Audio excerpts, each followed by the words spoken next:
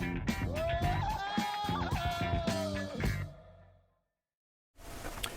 everyone, it's Steven, and this is Where Else Philippines. Welcome to my channel. I want to welcome all you new viewers and the subscribers and old viewers who have been following me up to this point. I hope I continue to give you the content that you've been looking for when it comes to seeing what life is like as a retired expat in the Philippines. If you're coming to choose the Philippines as a place to retire, I'm giving you some tips to consider. If you're just coming for visits to see people or whatever, for whatever reason, I hope I give you some insight on what to expect when you get here. And what I want to talk about today was sort of prompted by my recent trip yesterday down to the gas station. Now, I normally try to keep a half a tank of gas in my car. I don't get out much because of the pandemic, but I do remember that last year when I was out filling up, the cost for a gallon of gas was about $4. Yesterday it was $5.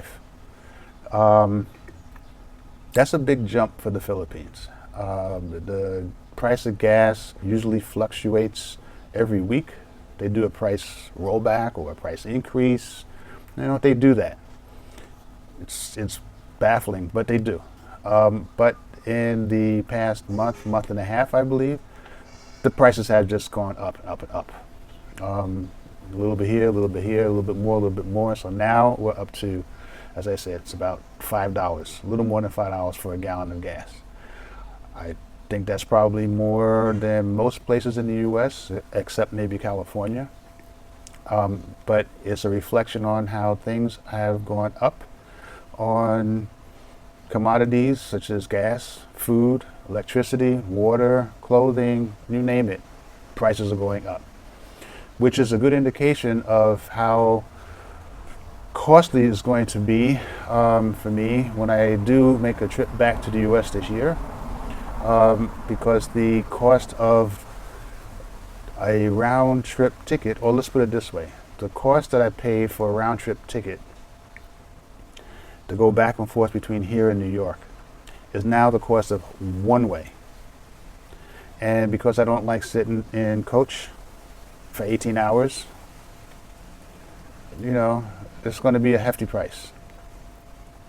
But that's something I have to deal with, something I save for. And luckily, because I'm not spending a whole lot of money here, you know, it's a luxury I can afford. But I digress. It's an update, as I said, on what the cost of living is here based on some figures I threw out last year.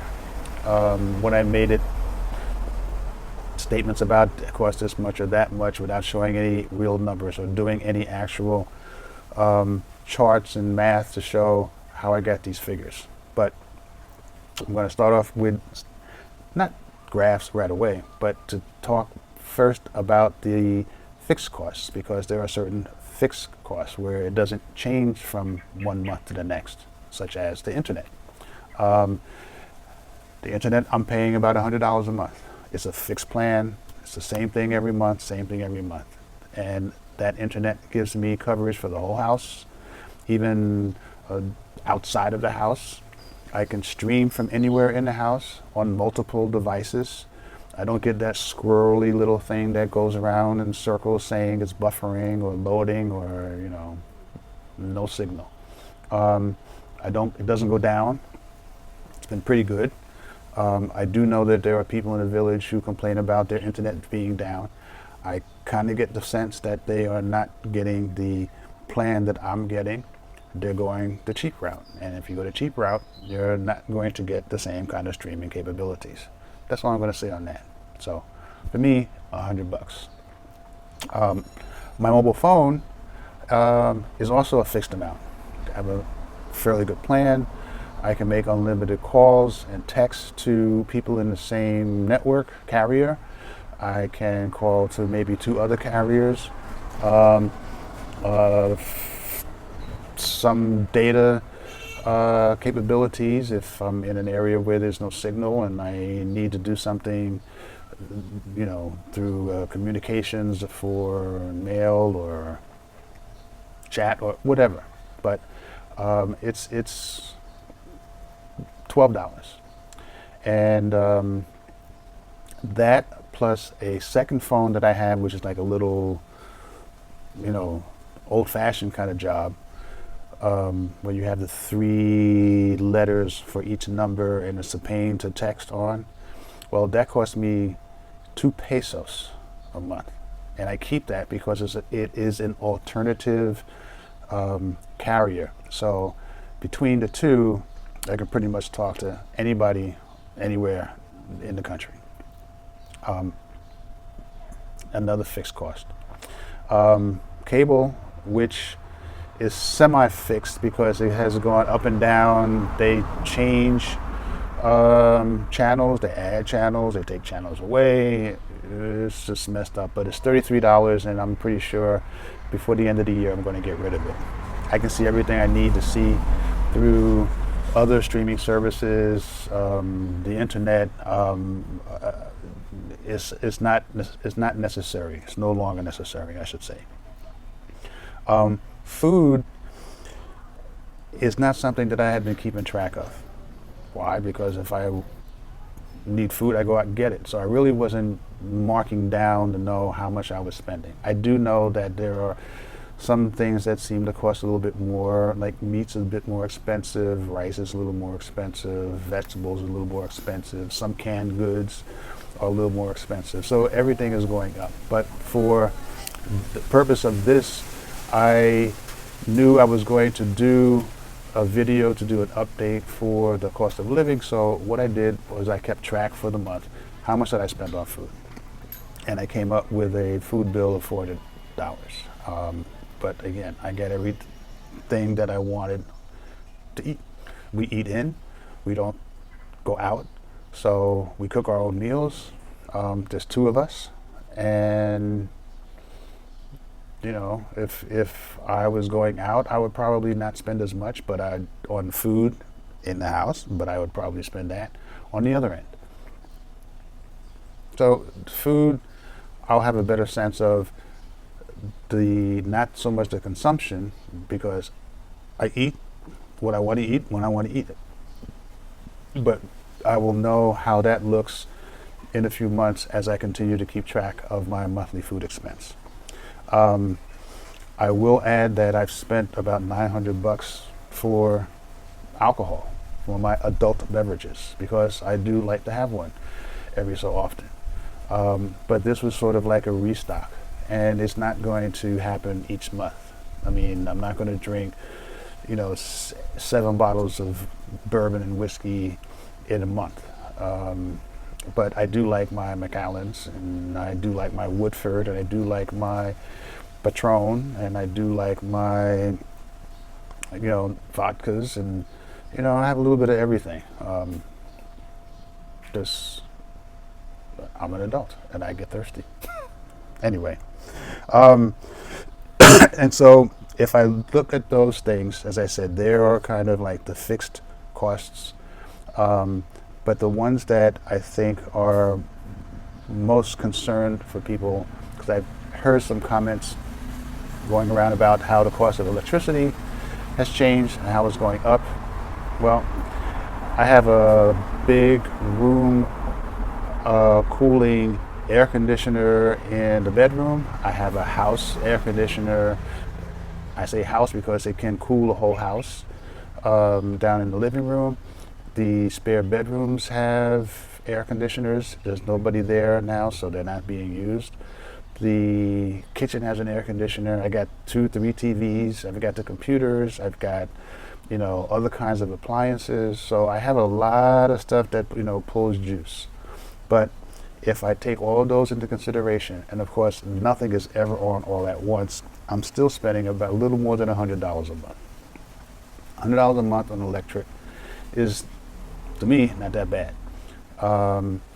But it does fluctuate from month to month. Some months are higher than others, of course. It's not just seasonal. It's whatever the electric company decides they want to charge in terms of a rate increase or price rollback. If I look at last January compared to this January, then this January I'm spending roughly the same, pennies less. If I look at last December to this January, then I'm spending a lot less. So perhaps the reason why the December was so high is because I had company. And when you have company, you use a lot of electricity. So that's to be expected. But again, it's $100. And water, which again depends on how much consumption you do with the water. The water here is used, that comes out of the faucet, for washing clothes, brushing your teeth, taking a shower, washing dishes, everything other than drinking. The drinking water we get from a water station, it's free for people in the village.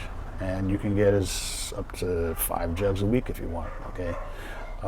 But the other water and the water bill for that is, again, about $15, $16 a month. So in all told, if I take that, all of the expenses that run on average, the fixed costs, the up and down considerations, and everything else, and I put the rent in there with that, of course, which is the fixed rate, I'm coming up with about $3,000, maybe a little more, a little bit less, okay, depending upon how these other incidental items move up and down during the period. But 3,000 still, I think, is a good estimate to make in terms of living in this house, in this village, with all the stuff that I have, be able to eat when I want to eat and not worry about brownouts and not worrying about power going from high to low and signals dropping whenever the wind blows, and getting from here to there.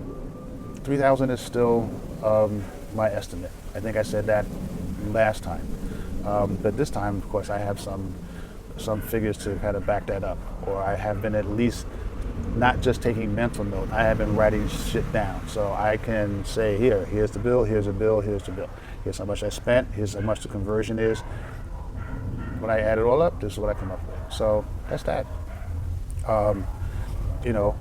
Take that with a grain of salt, because again, you can spend less on your rent, you can spend less on your food, you can spend less on your, have no cable, one phone carrier, pay the minimum by load as you need it. There's lots of things you can do differently to make that monthly expense less. And people do that. So, it's a choice, but I'm in that sweet spot, as I say. But that's it. That's my update. If you have questions, comments you want to make, put them down on the bottom, and I'll try to answer them. And this gives you some idea of what it costs, at least for me, to live here comfortably as a retired expat in the Philippines.